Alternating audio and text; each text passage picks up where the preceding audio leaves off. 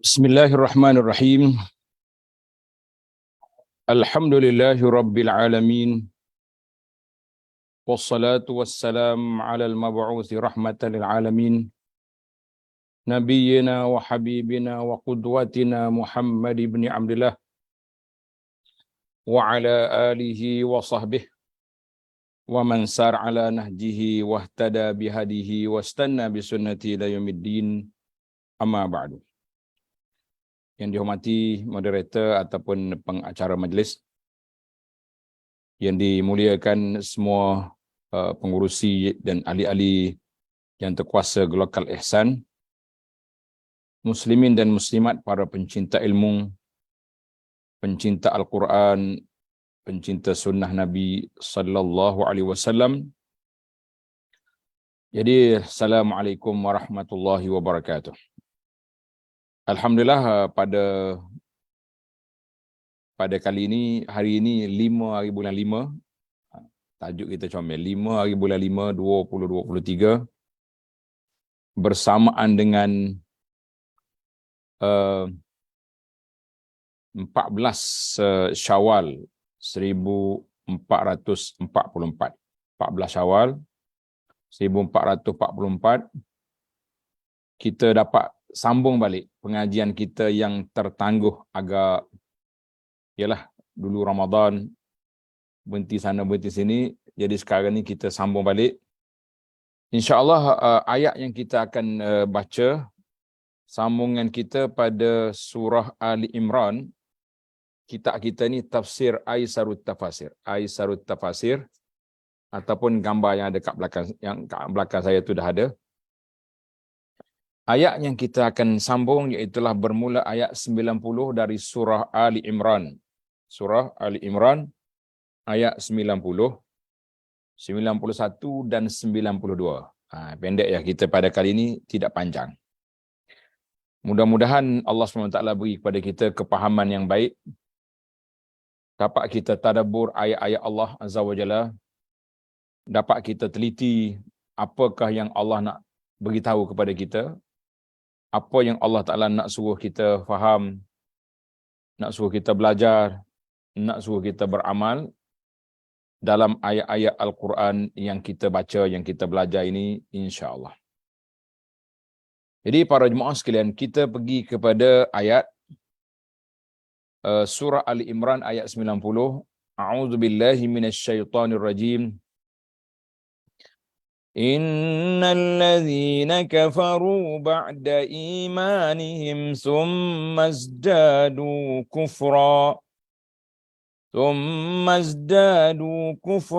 lan tuqbala taubatuhum wa ulaika humud dallun. Innalladzina kafaru wa matu wa hum kuffar falan yuqbala min ahadihim mil'ul ardi zahaban walau iftada bih ulaika lahum azabun alimun wa ma lahum min nasirin. لن تنالوا البر حتى تنفقوا مما تحبون وما تنفقوا من شيء فإن الله به عليم. Balik semula kepada ayat kita. Cara kitanya, kita akan baca terjemahan dan kita akan pergi kepada syarhu al-kalimat, ataupun dalam kitab terjemahan diguna penjelasan kata. Penjelasan kata. Dalam bahasa Arab kata syarhu al-kalimat, huraian kepada setiap kalimah ayat yang kita belajar ini, supaya kita nampak makna-makna dia. Kalau ada pelajar yang rajin usaha, setiap kali kita belajar, kita hafal makna kalimah ni. Oh, kaya dia dari sudut, dia panggil kayanya bahasa yang diperolehi. Bahasa Arab ni kadang-kadang perlu pada hafalan selain daripada kepahaman. Selain daripada faham. Kita boleh faham, tapi kalau bab syair, abiyat, syi'ri, kita kena hafal.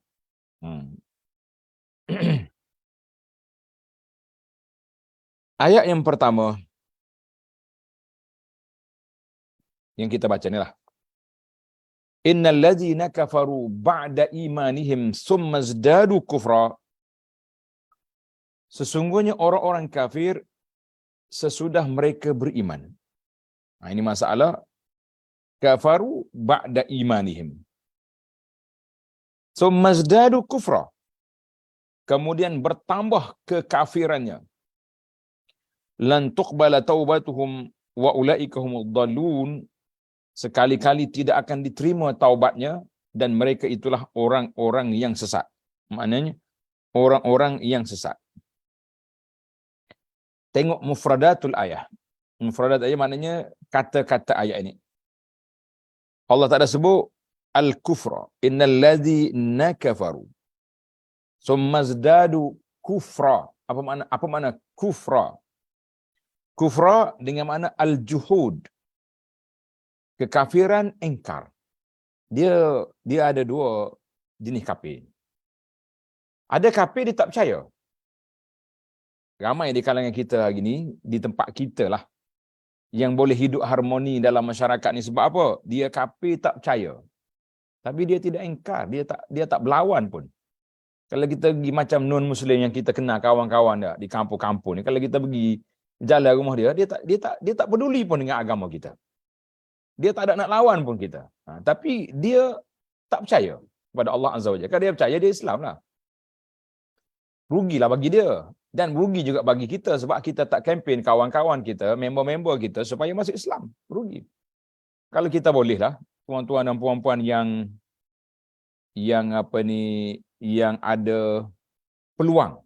Yang ada peluang untuk berdakwah, ada peluang untuk menyampaikan ilmu, silakan. Jangan duduk tangguh-tangguh. Rugi kita kalau tidak. Kita akan rugi. Rugi peluang. Kufra dengan makna kekafiran engkar. Juhud. Al-juhud wat takzib. Mendustakan Rasul.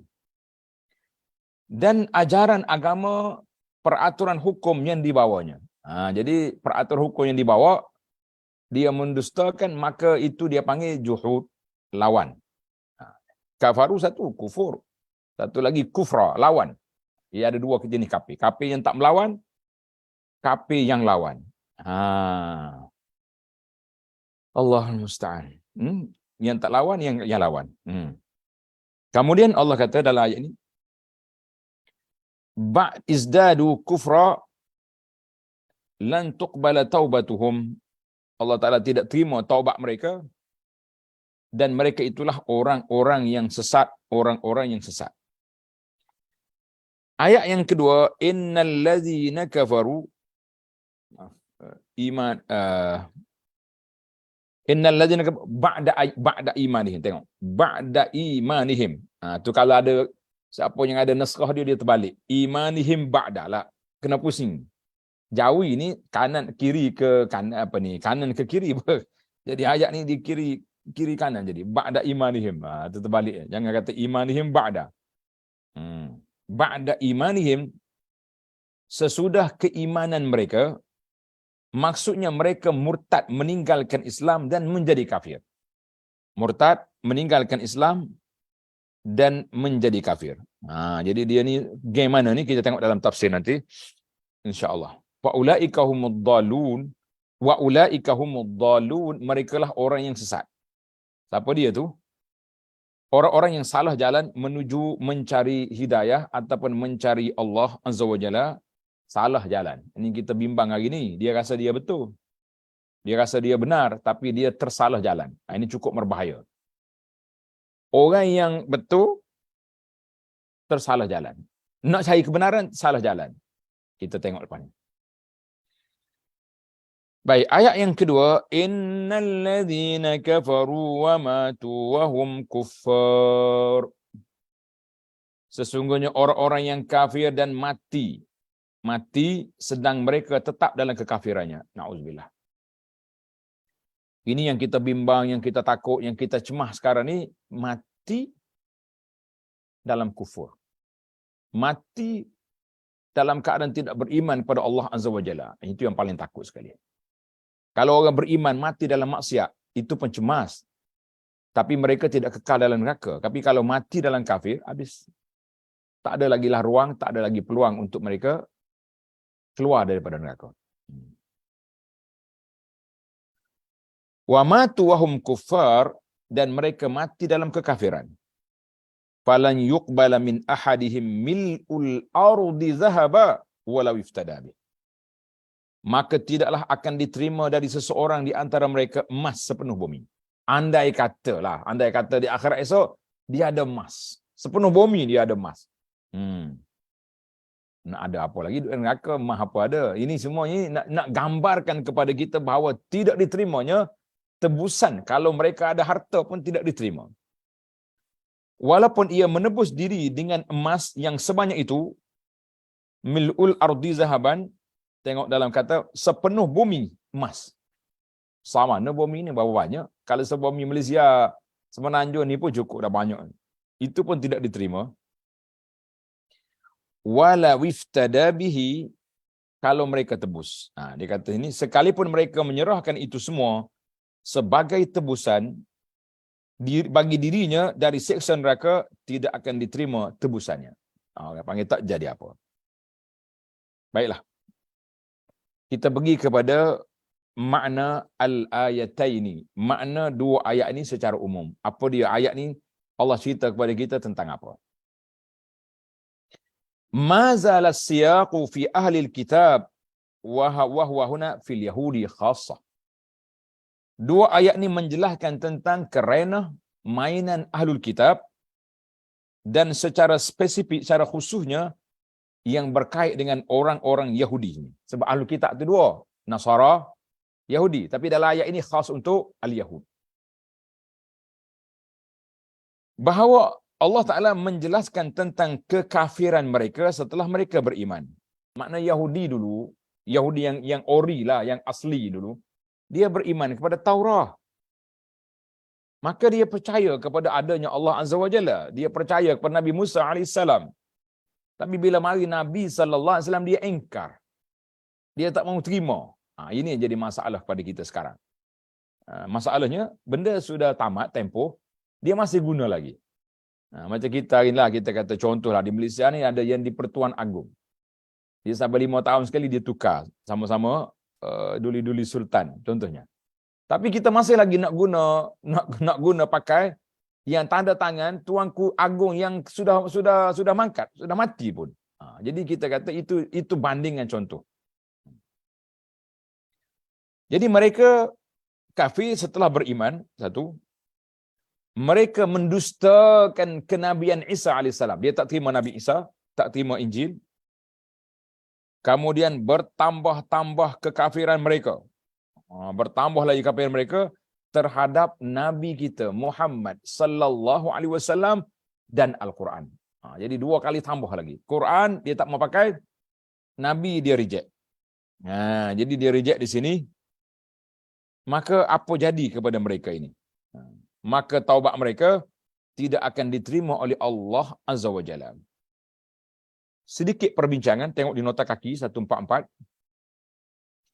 Al-Imamul Qurtubi rahimahullah ta'ala meriwayatkan tentang firman Allah Ta'ala tidak akan diterima taubat mereka. Di sini ada iskal, ada sedikit persoalan. Persoalannya apa? Lan tuqbala taubatuhum. Tidak diterima taubat mereka. Tidak diterima taubat mereka. Maksudnya Allah Ta'ala tidak akan menerima taubat seorang hamba selama tidak dalam keadaan sakaratul maut. Maknanya orang ni selagi tidak nazak, taubat dia diterima. Hal sama juga terdapat dalam hadis-hadis yang lainnya. Nabi sebut, iaitulah Allah Ta'ala terima taubat selagi dia tidak sampai kepada peringkat nak mati, nazak. Jadi macam mana Allah Ta'ala sebut di sini, lan tuqbala taubatum, tidak diterima taubat mereka. Jadi di sini ada 3 penjelasan yang perlu kita kena belajar. 3 penjelasan. Yang pertama dia kata la yuqbal. Tengok. Maka Imam Al-Qurtubi telah memberi 3 jawapan. Yang pertama, Allah tidak menerima taubat seorang ketika kematian setelah menghampirinya. Maknanya dia ni taubat di saat sakaratul maut. Maknanya dia nak mati dah nazak baru taubat. Itu tidak diterima. Tak kiralah siapa pun. Taubat ni. Sebagaimana yang terdapat dalam Al-Quran, sehingga ketika kematian menghampiri kalian, lalu ia berkata, sekarang aku bertaubat. Wa huwa alladhi apa ni?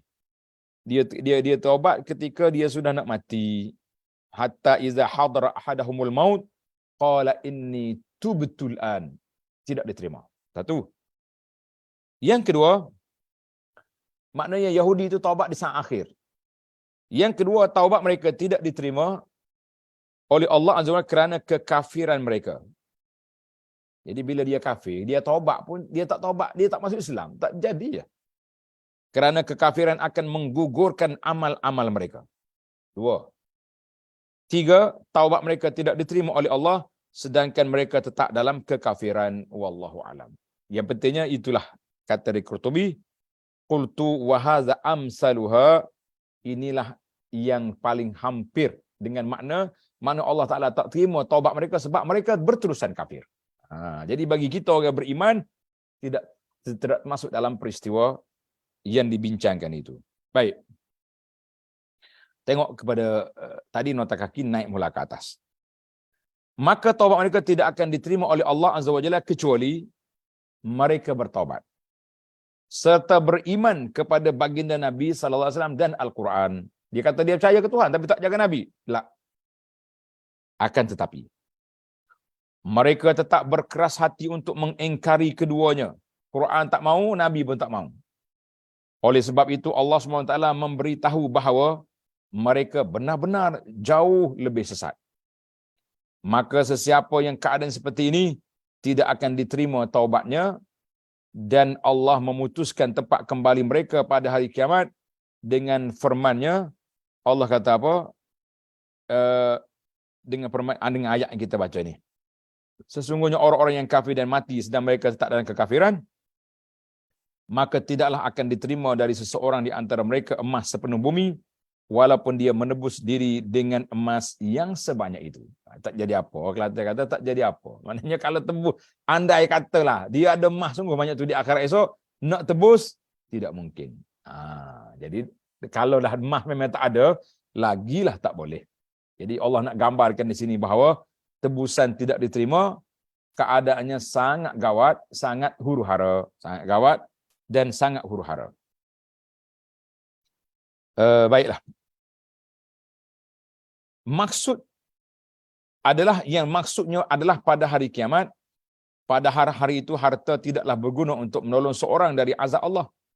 Jadi hari kiamat esok tak ada harta dah, cuma Allah nak gambarkan, nak bayangkan kepada kita bahawa kalau ada, andainya ada pun tidak terpakai, tidak boleh diterima.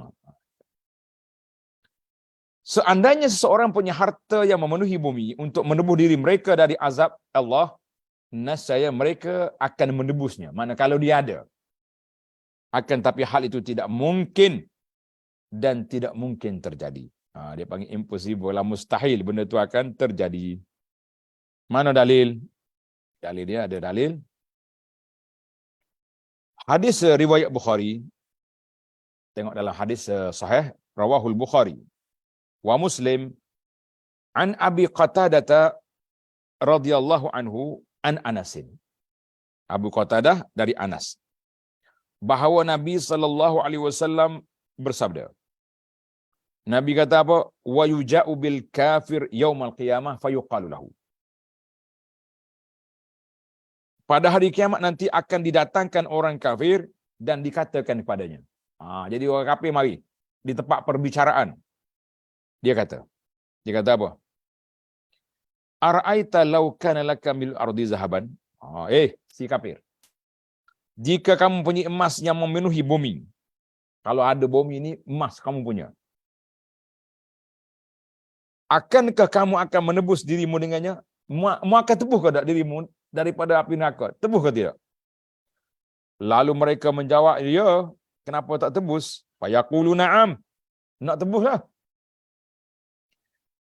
fayuqalu lahu kazabta. Maka dikatakan kepada mereka, engkau bohong. Engkau telah diminta pada sesuatu yang lebih ringan daripada itu, tetapi engkau tidak melakukannya. Di atas dunia dulu, Allah minta yang simple ya. Mengaku ada Allah, mengaku Nabi SAW sebagai Rasul, beramal dengan Islam, dengan syariat Allah Azza wa Jalla. Tak payah dia tebus-tebus sampai banyak begini sekali. Maka itu hadis dalam Bukhari. Jadi para jemaah sekalian, kita pergi kepada naik mula ke atas. Dia kata apa? Tidak mungkin dan tidak mungkin terjadi tebusan itu, kerana pada hari itu harta dan anak-anak tidak dapat memberikan manfaat sedikit pun kecuali orang yang datang menghadap Tuhan, illa man atallaha biqalbin salim. Orang yang datang bertemu dengan Allah dengan hati yang sejahtera. Sejahtera dari apa? Tanda sini. Ini penting dalam ilmu tadabbur. Illa man atallaha biqalbin salim. Orang yang datang bertemu Allah dengan hati yang sejahtera. Sejahtera dari apa tu? Tengok. Sejahtera daripada syirik. Itu yang paling besar sekali. Sebab syiriklah yang menghalang segala-galanya. Syirik yang menghalang segala-galanya, syirik. Serta penyakit-penyakit hati yang lain. Apa dia penyakit hati yang lain? Kalau kita interaksi kita dengan orang, takabur, ujub, rasa bangga diri, rasa kagum dengan diri, dia panggil i'jab bin nafsi, gila body, kita rasa kita sempurna, orang lain tidak, ataupun kita dengan Allah Azza wa Jalla salah niat seperti riak dalam ibadat. Itu semua dia panggil amradil qulub, penyakit hati. Saya syorkan para jemaah pencinta ilmu sekalian, beli sebuah buku yang saya usahakan huraiannya, nama dia Penawar Bagi Hati. Kitab ni kecil je. Penawar Bagi Hati. Di sana ada terdapat perbincangan tentang 10 penyakit hati yang perlu kita hapus, dan diikuti dengan 10 perhiasan hati yang perlu kita gilak hati kita dengan ikhlasnya, dengan tawakalnya. Itu di antara 10 sifat yang perlu kita hiaskan hati kita, barulah kita selamat. Jadi apa nak buat? Jadi maknanya kalau kita belajar ilmu tentang qalbun salim, perkara yang paling dahsyat sekali dalam hidup kita ni para jemaah sekalian, apa dia? Iaitu syirik. Inna syirka la zulmun azim, sebagaimana kata Sayyidina Luqman kepada anak dia, inna syirka la zulmun azim. Syirik itulah kezaliman yang paling besar dalam perkara pegangan hati. Jangan pula kata, oh kalau begitu yang paling besar sekali tampar orang, tembak orang, rasuah contohnya. Kita kata itu dalam bab muamalat lain, ini dalam bab akidah. Jadi kita kena telitilah bila kita bercakap. Setengah orang bila kita cakap bab akidah syirik ni, oh dia kata ustaz ni tak peka dengan suasana. Orang bercakap nak hapuskan rasuah, tiba-tiba dia duduk bercakap bab syirik. Itu masalah lain. Awak jangan campur adukkan perkara yang ini. Ini dalam masalah apa ni? Masalah pegangan hati. Itu masalah muamalat. Semua tu salah, tapi janganlah pula buat macam tu. Orang panggil lari tajuk. Maka siapa yang datang dengan hati yang bersih daripada perbuatan syirik serta penyakit-penyakit hati yang lainnya, nescaya dia akan selamat dari api neraka dan masuk ke dalam syurga dengan izin Allah Azza wa Jalla.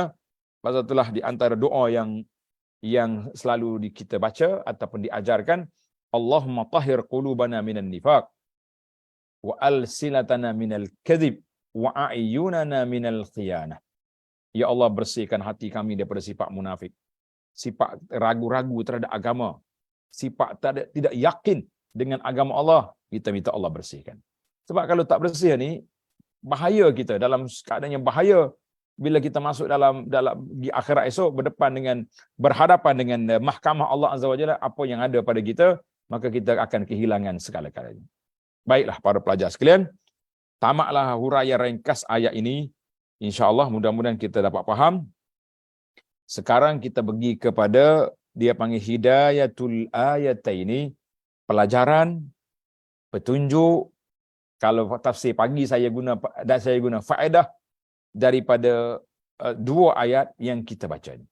Sebab ayat dua ayat ni dia ada kaitan cerita lain. Kemudian ayat yang satu lagi tu ayat 92 itu cerita lain.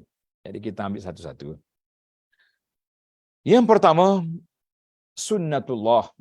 Sudah menjadi sunnatullah, ketetapan Allah di atas dunia ini.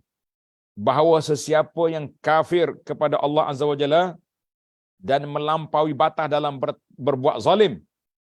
Zalim yang paling besar sekali apa dia? Syirik. Serta kefasikan, buat benda jahat. Maka Allah Ta'ala tidak akan menerima taubat mereka kecuali dia bertaubat. Mana kalau nak taubat di akhirat esok, tak ada. Taubat atas dunia ni, na'am. Syirik yang paling besar sekali dosa. Tapi kalau orang masuk Islam, orang kafir masuk Islam dah, mengucap dua kalimah syahadah, asyhadu an la ilaha illallah wa asyhadu anna Muhammad Rasulullah. Khalas, al-Islam yajubbu ma qablahu. Islam menggugurkan semua dosa-dosa dia dengan Allah Azza wa Jalla. Tapi kalau dosa dia dengan orang, dia butang ke dia apa, Islam tidak menggugurkan hak orang. Jangan salah faham. Oh, kalau macam ni dia bengkrak siap-siap. Nah, dia kelentor orang patut masuk Islam. Kita kata la. Nah, dia bebas daripada dosa dia dengan Allah Azza wa Jalla. Adapun hak orang, perjanjian dia dengan orang, kontrak dia dengan orang, itu dia kena tunaikan. Tidak boleh sewenang-wenang Islam. Oh, kalau gitu masuk Islam senang. Kita butang banyak tahun ni masuk Islam. Habis. La. Bukan itu yang diajar oleh Islam. Maknanya jadi kalau dia tak berterusan dalam kufur, dalam fasik itu, dia mati dalam keadaan itu, maka dia tidak akan diterima taubatnya di sisi Allah Azza wa Jalla. Yang kedua, al-ya'su min najati, putus asa bagi orang-orang yang mati dalam kekafiran pada hari kiamat kelak. Dia orang yang orang kafir tak ada dah. Dia tak ada harapan. Orang Kelantan kata putus pah. Putus pah ni maknanya putus yang tak lihat sambung lagi. Maknanya kalau dia mati dalam keadaan kafir, bermakna dia tidak ada harapan lagi untuk masuk dalam syurga ataupun nak keluar daripada neraka. Wal-iyazubillah. Minta berlindung kita dengan Allah. Baik. 3. Tidak ada tebusan yang diterima pada hari kiamat dan tidak ada tebusan pada hari itu. Jadi tidak ada tebusan. Tidak diterima tebusan, tidak ada tebusan. Kalau ada tebusan pun tidak diterima, apalagi kalau memang tebusan tidak ada. Wallahu a'lam. Tamaklah kita 3 faedah. Itu untuk dari sudut pegangan ayat yang ke-92 dari sudut amalan. Mudah-mudahan yang kedua 92 ni para jemaah sekalian lebih dekat dengan kehidupan kita sekarang, insya-Allah. Lan tanalul birra hatta tunfiqu mimma tuhibbun. Kamu sekali-kali tidak sampai kepada kebaikan albir.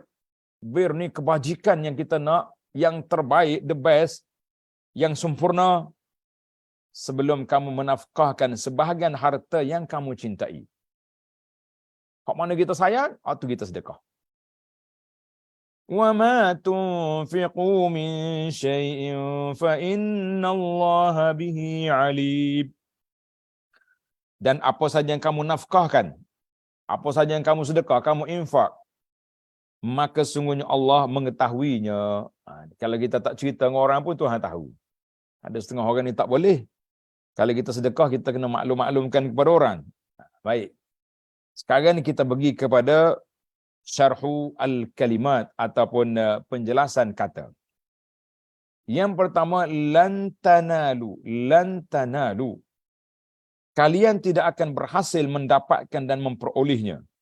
Sebab tu dia guna kalimah lan. Kalau dinafi dengan lan, kali-kali tak akan dapat. Jadi kalau kita kata lan, dia beza dengan lam. Lam tidak. Ini lan tidak. Sebab itulah khilaf ulama ahli sunnah dengan puak-puak Mu'tazilah dalam masalah lan. Allah Ta'ala sebut bila orang kafir, bila Nabi Musa minta nak tengok Allah, arinallah, anzur ilaik, qala lan tarani, tak boleh tengok aku sekali-kali. Maka di situlah Mu'tazilah kata kita tak boleh tengok Tuhan termasuk di akhirat esok. Jadi ulama Ahlussunnah kata tak boleh tengok Allah Ayanan dengan mata kita di dunia. Tak tengok. Tapi di akhirat kita nak tengok. Sebab Allah sebut, wujuhun yawma idzin nadhirah ila rabbiha nadhirah. Muka pada hari kiamat esok bercahaya, orang beriman, mereka akan memandang kepada wajah Allah Azza wa Jalla. Ya Allah, ya Tuhan kami, pada saat kami bertadabbur ayat-ayat-Mu ini, senaraikan kami, masukkan kami, dua ibu bapa kami,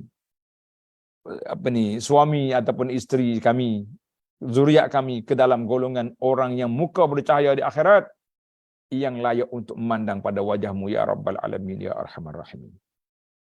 Itu gaya Al-Quran. Bila kita jumpa ayat-ayat yang menyebut tentang kebaikan, kita kena minta. Bila kita lalu ayat azab, kita minta perlindungan dengan Allah Azza wa Jalla. Itu cara Nabi sallallahu alaihi wasallam bertadabbur Al-Quran. Apa makna al-bir? Lan tanalul birra. Al-birra, kata ini maknanya meliputi segala bentuk kebaikan. Kata-kata al-birra, segala benda kebaikan, dia panggil al-bir. Al-birra. Tetapi yang dimaksud al-birra adalah ayat inilah pahala kebaikan, iaitulah syurga. Lan tanalul birra. Mu tak akan dapat syurga. Mu tak betul-betul buat kebaikan. Mu tak betul-betul buat kebajikan. Itu dia panggil al-birra. Panjanglah huraian bir. Ada di nota kaki, nanti kita tengok. Tunfiqun, yang kamu nafkahkan, artinya yang kamu sedekahkan, yang kamu belanjakan, maka kita kena sedekah yang terbaik yang kita ada. Sedekah yang terbaik yang kita ada. Mimma tuhibbun, ai dari sebahagian milik harta kalian yang kamu sangat sayang. Jadi kita kena sedekah hak molek-molek. Yakni dari harta yang kamu anggap paling baik bagi kita. Contohnya baju ni kita pakai lama dah. Setahun dah, raya tahun lepas. Raya tahun ni patutnya cantik lagi. Rasa pun sayang lagi. Tapi kita dah bagi sedekah pada orang. Itu dia panggil tanda kita sayang. Ni masalahnya lepas sedekah baju ni. Nah, ada setengah isteri kata 10 kali raya dah baju ni keluar. Saya keluar daripada almari. Suruh Pak Haji dia pergi sedekah pada orang. Tak ada raya lagi, masuk balik dalam almari. Sayangnya dia. Tak boleh ni, aku sayang ni. Sudah, kali tak sedekah juga. Nah, kalau dia mati takkan dapat kain kapan. Nah, itulah cerita dia. Sebab itulah kalau isteri sedekah baju-baju kita sayang, jangan duk marah lah. Orang kata terima kasihlah. Adinda tolong menyelamatkan hati kanda daripada duduk sayang ke benda yang tak boleh nak sedekah sampai bila-bila. Jangan. Min syai'in, bersedekah yang banyak atau sedikit. Syai' mana sikit. Mungkin benda kecil, mungkin benda besar. Fa innallaha bihi alim, Allah Taala pasti mengetahuinya, artinya dia pasti membalasnya dengan pahala untuk kamu sesuai dengan banyak atau sedikitnya sebelah. Pada tu Allah kata bihi alim. Allah kata aku tahu semua. Yang sedikit cara sikit, pahala sedikit. Yang banyak pahala banyak. Yang besar, yang kecil semua tahu. Karena itu Sayyidah Aisyah radhiyallahu anha, dia kata apa? Aisyah kata, pahala dosa kita ni mengikut ayat Quran surah Az-Zalzalah. Wa man ya'mal misqala dzarratin khairan yarah, ya'mal misqala misqala dzarratin syarran yarah. Siapa dia buat benda baik, misqala dzarratin, sebesar zarah atom yang kecil, yarah, dia akan tengok pahala ni. Syarran, buat benda jahat, yarah, dia akan tengok. Maknanya sukatan dan timbangan pahala kita ni bukan dengan kilo, bukan dengan kati, bukan dengan pikul, la. Tapi sukatan kita dengan zarah. Allahu Akbar. Itulah para jemaah sekalian. Jadi bila kita sebut tentang ayat ini, jadi kita kena tengok makna ayat 92 ini secara umum. Allah memberitahu kepada hamba-hambanya yang beriman, yang inginkan al-bir, yang inginkan al-bir, ar-raghibina fi birrihi, menginginkan kebaikan yang besar dari Allah Azza wa Jalla. Apa dia kebaikan itu? Syurga, nak syurga. dengan diselamatkan dari api neraka, dimasukkan ke dalam syurga, bahawa mereka tidak akan mendapatkan apa yang mereka harapkan untuk mendapatkan kebaikan yang besar dari Tuhan mereka, hatta tunfiqu mimma tuhibbun, sehingga mereka menginfakkan sebahagian harta yang paling baik, yang paling mereka cintai. Jadi hak paling baik, hak paling cinta, bui hak tu, barulah dia punya first class, dia punya darjah sedekah. Ni kalau mai cari hak baju nak cari dah, lusuh dah baju, baru nak sedekah hak ni tak apa nak jadi ni. Tidak berapa nak besar pahala. Kerana anda tengok dalam bab pakaian ni, minta maaf lah. Saya sebut ni bukan mencela, sebut ni sebagai pengalaman. Mana duk parti hari ni bila ada banjir ke ada apa berlaku bencana, nah, ramailah pakat keluarkan baju-baju lama dia masuk dalam kotak, panggil NGO suruh pergi bagi. Kita sampai tempat banjir tak tahu nak letak di mana dia punya baju banyak sekali. Kalau kita buat apa ni, buat perahu dengan baju tu pun besar. Jadi kita kata kena tengoklah. NGO kena selaraskan apa yang kita nak ambil itu. Maka sebab tu dia kata kalimah albir kalimah dianya segala bentuk kebaikan. Tapi dalam masalah ini Allah Taala sebut tentang infak. Contohnya dalam sebuah hadis. Dalam sebuah hadis Nabi sallallahu alaihi wasallam, hadis yang sahih,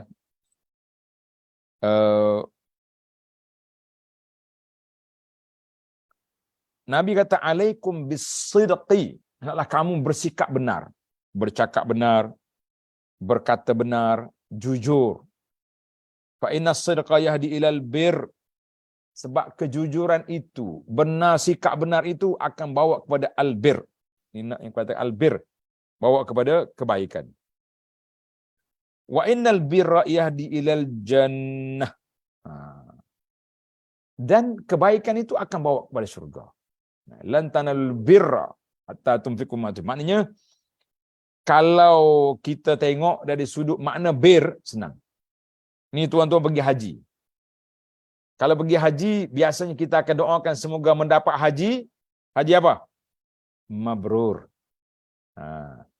Kalau umrah, biasa orang kata, tak kata umrah mabrurah, orang kata umrah maqbulah. Haji mabrur. Sebab Nabi SAW sebut dalam hadis, al-hajjul mabrur laisa lahu jazaa'un illa jannah. Haji yang diterima, mabrur. Apa makna birrul haji? Yakni birrul haji ni dua dimensi. Tuan-tuan tanda, birrul haji dua dimensi. Dimensi yang pertama, iaitulah kita melakukan semua rukun-rukun haji. Melakukan semua sunat-sunat amalan haji. Meninggalkan larangan-larangan haji, larangan-larangan dalam haji, pantang larang tinggal. Itu dia panggil birrul haji. Satu lagi bir dalam haji ini, interaksi di antara kita dengan orang. Jadi kata di para sahabat, al-birru husnul khuluq. Kebajikan dalam haji itu akhlak baik. Kita berjalan ramai-ramai. Duduk dalam kemah bersempit-sempit. Apa ni, tempat melontar bertolak kata orang, tempat tawaf sama juga. Maka di sinilah yang kita nak perlu sangat kepada bir. Al-birru apa ni, kata di sahabat, kalam wajhun taliq wa kalamul lin. Bir itu muka senyum, kata-katanya manis. Waktu tu nak senyum macam mana? Bertempur, berperang kita dengan orang. Macam mana mau senyum? Bukan senang. Allahul Musta'an. Maka hadis ni panjang, saya ambil setakat tu je dulu. Kemudian kita balik kepada ayat kita. Bahawa mereka tidak akan mendapat apa yang mereka harapkan untuk mendapatkan kebaikan yang besar dari Tuhan mereka, sehingga mereka menginfakkan sebahagian harta yang paling baik, yang paling mereka cintai. Kemudian Allah Ta'ala memberitahukan juga dengan nada menenangkan hati para hambanya atas infak yang mereka keluarkan dari harta mereka yang paling baik, bahawa sesungguhnya apa sahaja yang mereka infak, sedikit atau banyak,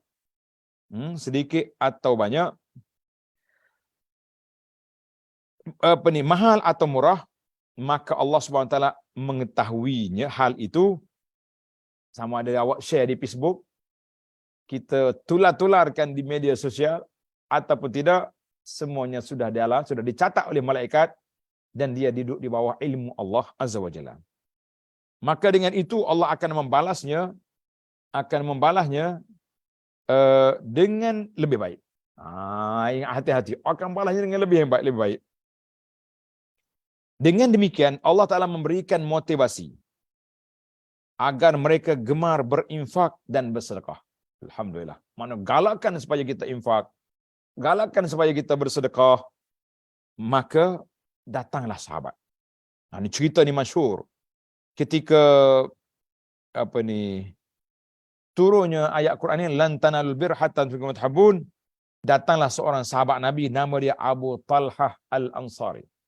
Ini Abu Talhah datang jumpa dengan Nabi SAW. Dia kata, Ya Rasulullah,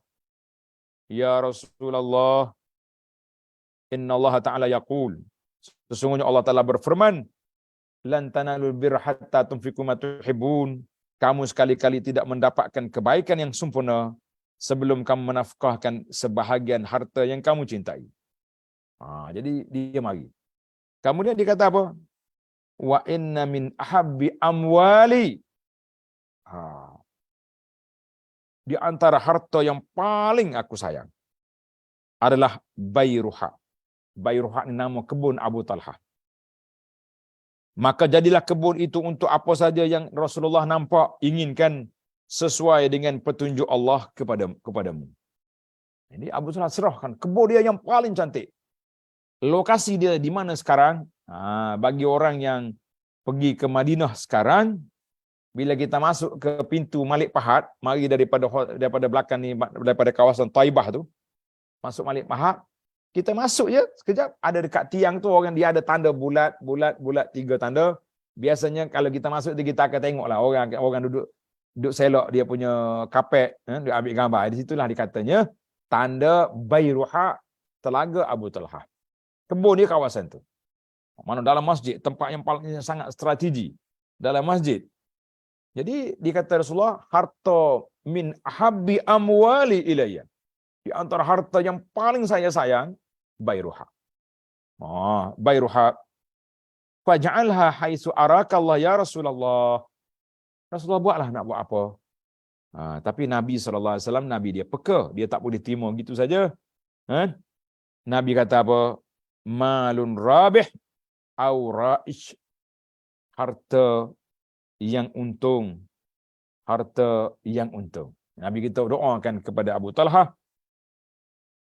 Kemudian Nabi kata, Nabi beri taujih, ij'alha fi aqribaika.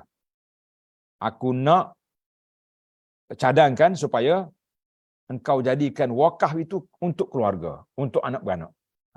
Jadi boleh kita buat wakaf untuk family. Boleh.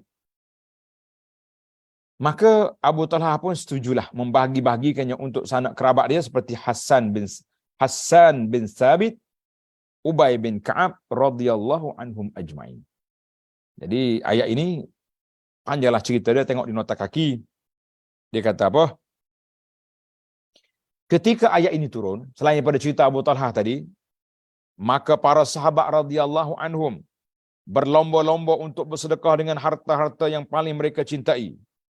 Sayyidina Umar bin Khattab memerdekakan seorang hamba perempuan yang paling ia sayang, melebihi hamba-hamba yang lain. Hamba ni juruh ni, pandai masak sekali. Dia merdekakan itu. Abdullah bin Umar, anak dia pula, memerdekakan hambanya yang bernama Nafi'. Siapa dia Nafi'? Hamba yang cerdik, yang alim. Sebab tu Nafi' ni guru pada Imam Malik. Kalau orang belajar ilmu hadis, dia panggil silsilah, mata rantai emas. Sebab riwayat dia 3 ya. Ibn Umar, Nafi', Malik, Imam Malik, daripada Nafi', Ibn Umar, Rasulullah sallallahu alaihi wasallam. 3 jadi antara 3 orang yang sampai ke Nabi sallallahu alaihi wasallam. Malik, An-Nafi', An Ibn Umar, An Rasulullah sallallahu alaihi wasallam. Itu dia panggil silsilah zahabiyah. Makna mata rantai sanad rawi emas. Jadi kita kena belajarlah ilmu ni. Tengok, dia kata Imam Umar merdekakan Nafi', hamba dia yang cerdik, yang pintar, yang alim besar itu dimerdekakan. Allahu Akbar. Zaid memerdekakan kudanya yang selama ini menjadi harta miliknya yang paling dicintai, dan Talhah menyedekahkan Bayruha, kebun dia yang disayang.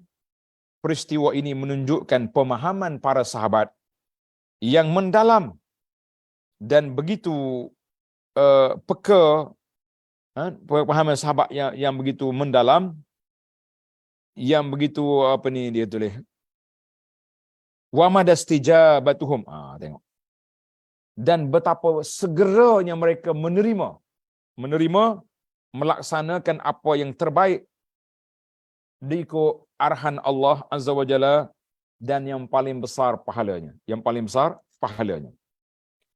Semoga Allah Ta'ala meridai mereka, dan semoga Allah Ta'ala tidak menghalangi kita untuk mencintai mereka.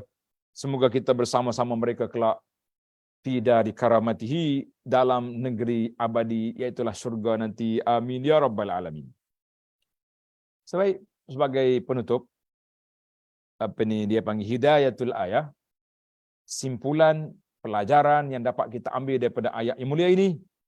Yang pertama, makna albir, iaitulah segala amal kebaikan yang dapat menghantarkan ke syurga.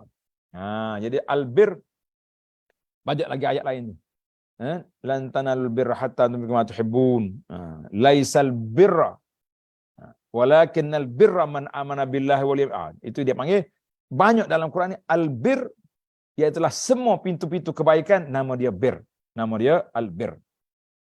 Kita kena letak situ. Jadi sekarang ni, tadilah saya sebut contoh masa haji tadi.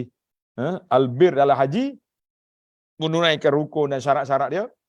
B dalam haji, kita buat baik kepada jemaah haji. Alhamdulillah. Kita sekarang ni, apakah bir kita? Tuan-tuan yang ikut bersama dalam NGO kita ni, NGO lokal ni contohnya, banyak program-program yang dibuat. Makanan, ubat-ubatan, yang kita dah berjaya bina hospital di Maghrib, di Yaman. Dah hantar makanan-makanan bantuan. Kita pergi banyak tempat lah yang dia pergi. Dari sudut pendidikan, kita usahakan untuk beli tanah buat masjid, ma'had pengajian. Jadi itu semua termasuk dalam bir. NGO lain, orang lain pula kempen. Jadi yang penting bagi kita, lorong-lorong kebajikan sangat luas. Alhamdulillah. Lorong abwabul bir, pintu kebajikan itu luas. Kadang-kadang kebajikan yang diperlukan daripada kita bukan pergi jauh, tak payah travel sana sini, iaitulah menjaga ibu yang sedang sakit di rumah. Allahu Akbar. Suami yang sanggup jaga isteri yang sedang sakit, isteri jaga suami yang sedang sakit, anak-anak menjaga ibu bapa. Subhanallah. Kita tak pelik naluri kalau ibu jaga anak, biasa. Tapi kalau anak boleh jaga ibu, boleh jaga ayah yang sakit, luar biasa. Kalau isteri jaga suami sakit, biasa. Tapi kalau suami jaga isteri sakit, luar biasa. Ada sahabat-sahabat kita, kawan-kawan gurau dengan dia, isteri kau tak boleh buat apa dah tu, sakit. Kenapa tak kahwin lain?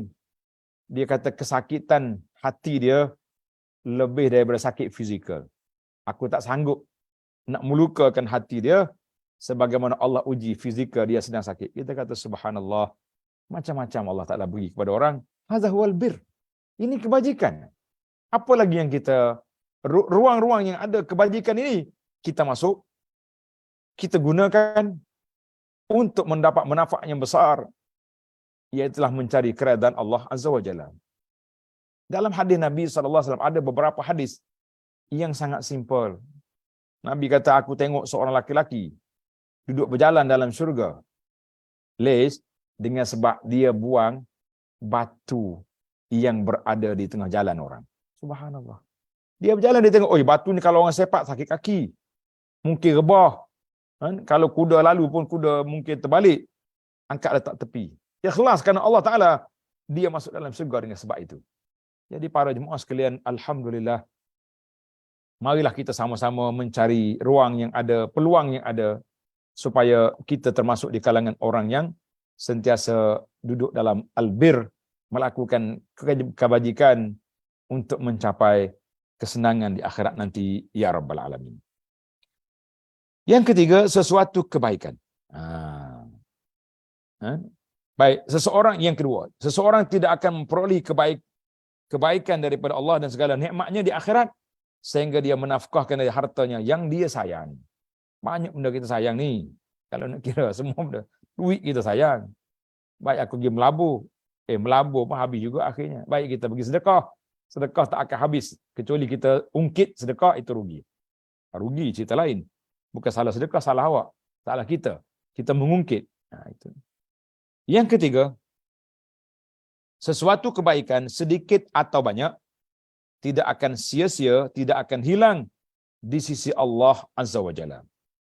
Selama hal itu dilakukan untuk mengharapkan redha Allah Azza wa Jalla. Tak ada. Nabi sebut, ma naqasa malun min sadaqah. Harta kita tidak kurang dengan sebab sedekah. Tak kurang. Tak kurang apa daripada 1 juta tinggal 0,5 juta. Tukar akaun je daripada akaun dunia kepada akaun akhirat. Itu je. Kalau kita tukar akaun, mana kurangnya? Wallahu alam. Menarik cerita tentang bir ni panjang.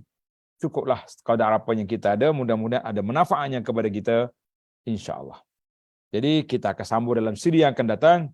Ayat 93 sehingga 97. Subhanakallahumma wa bihamdika. Ashhadu an la ilaha illa anta astaghfiruka wa atubu ilaik. Wa sallallahu ala nabiyyina Muhammadin wa ala alihi wa sahbihi ajma'in walhamdulillahi rabbil alamin. Wassalamualaikum warahmatullahi wabarakatuh.